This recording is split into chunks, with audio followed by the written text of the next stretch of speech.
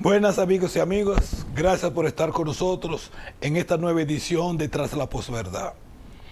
Yo, Oscar Pérez, eh, Melvin Hilario, le damos la bienvenida a esta nueva edición. Por favor recuerden darle a la campanita, suscribirse a nuestro programa, recomendarnos a sus amigos y familiares y dejarnos sus comentarios.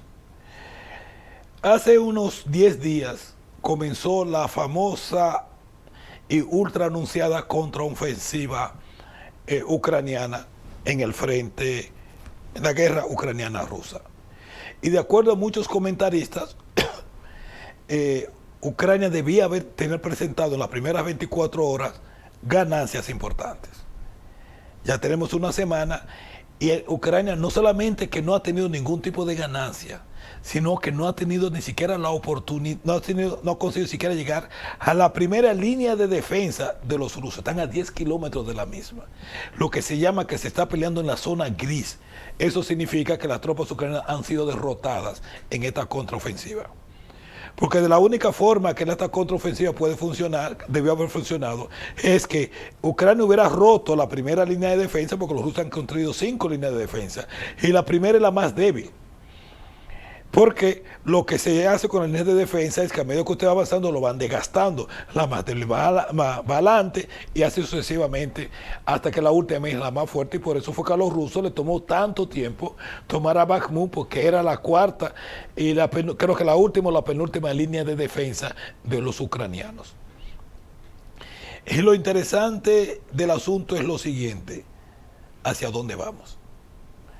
Si nosotros presentamos el mapa del frente, Melvin, por favor, el primero, el de donde está la línea de frente. Ese. La parte que está en marrón oscuro es lo donde se está peleando básicamente. Y si usted lo compara con, pon el otro mapa, por favor, con el mapa de la división étnica en Ucrania, usted se va a dar cuenta que toda la línea del frente se encuentra en la zona en verde. Las que están en verde oscuro son lugares donde el más del 95% o más del 90% de la población se consideran rusos. Y la parte que está en verde y blanco es donde la mayoría de las personas se consideran rusos. O sea, toda esa zona que usted ve en verde oscuro y verde claro, quieren salirse de Ucrania y ser parte de Rusia. Por eso fue que nosotros dijimos, si hay un link a ese programa, donde nosotros decíamos que Ucrania no iba a ganar la guerra por el carácter de la misma. O sea, aunque la posición legal es de que Rusia invadió a Ucrania, la realidad es que la mayoría de las personas que viven en lugares donde está la guerra ahora misma se consideran que ellos fueron invadidos por Ucrania y que Rusia lo único que ha hecho es venir a defenderlos a ellos. Lo cual tiene un poco de razón, porque hay que recordar que esa zona se encontraba en una guerra civil desde el 2014.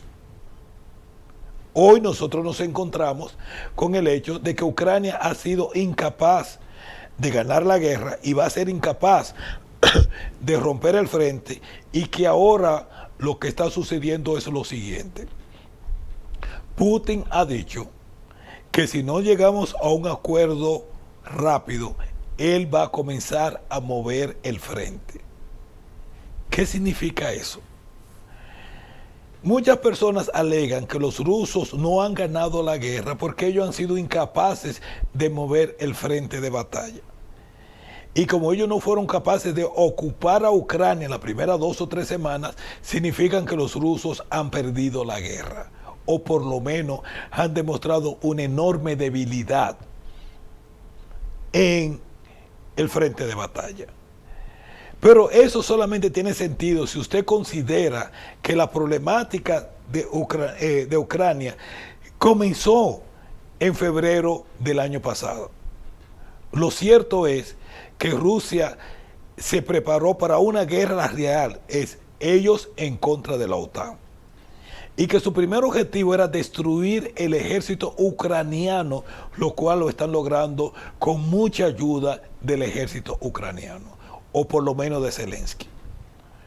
Cuando la guerra empezó en febrero, los rusos comenzaron con muy pocas tropas, alrededor de 200,000 tropas, y lo que ellos querían era obligar a Ucrania a la mesa de negociaciones, y lo lograron.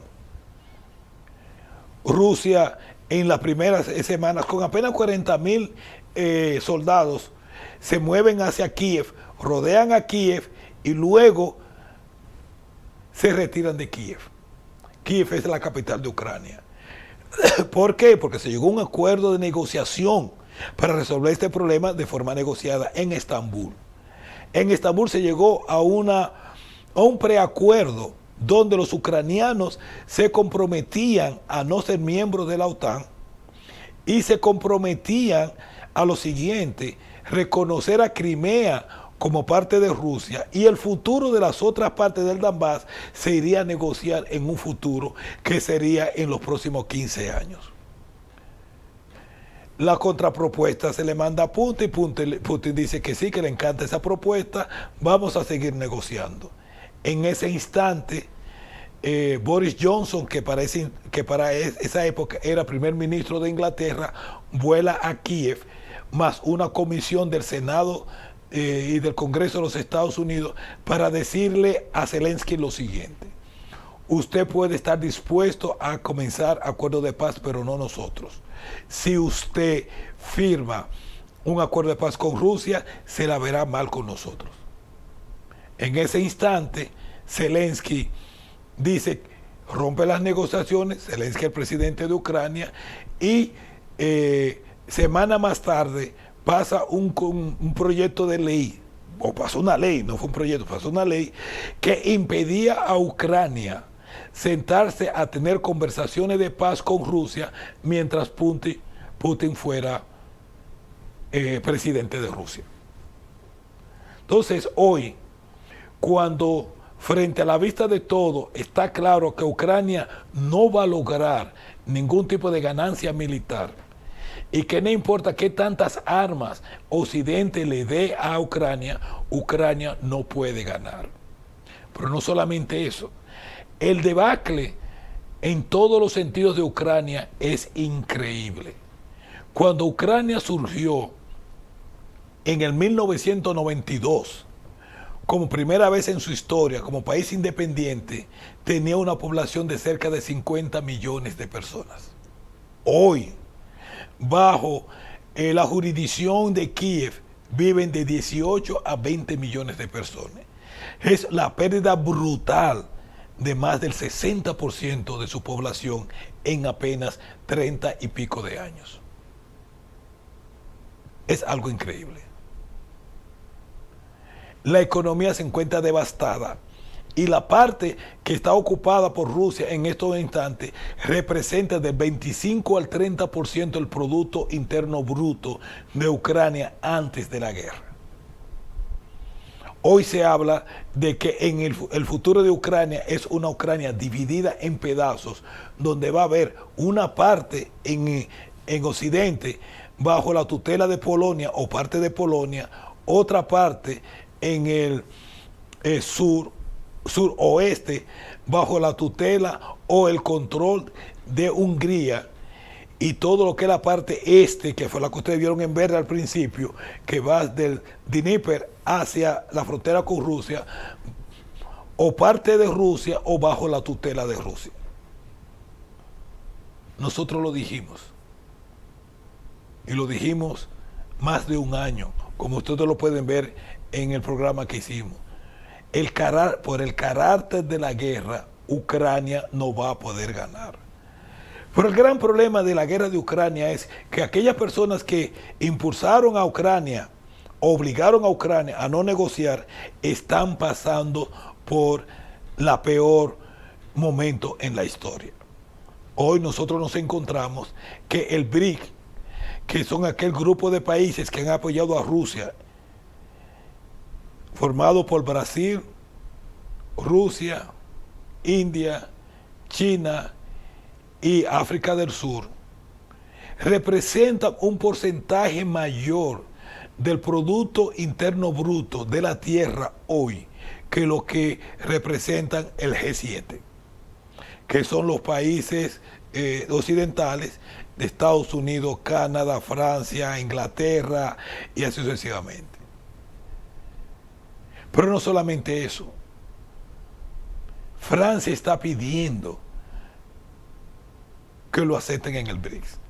19 países han solicitado ser miembros de una organización, de esa organización económica, y un proceso de desdolarización acelerada ha comenzado. Aquellos que plantearon el mantenimiento de la hegemonía de Occidente sobre todas las actividades de la tierra, en específico de los Estados Unidos, cometieron el mayor error geopolítico posiblemente en la historia de la humanidad, solamente comparable a las idioteces de Yeltsin y Gorbachev. Lo cierto es que hoy la influencia de los Estados Unidos y de Europa en general sobre la economía, la política y el devenir del resto de la humanidad se encuentra en su más mínimo nivel en los últimos 300 años. Si tomamos en cuenta solamente los países que quieren ser miembros del BRIC, nos encontramos que entre ellos se va a encontrar Rusia, Arabia Saudita,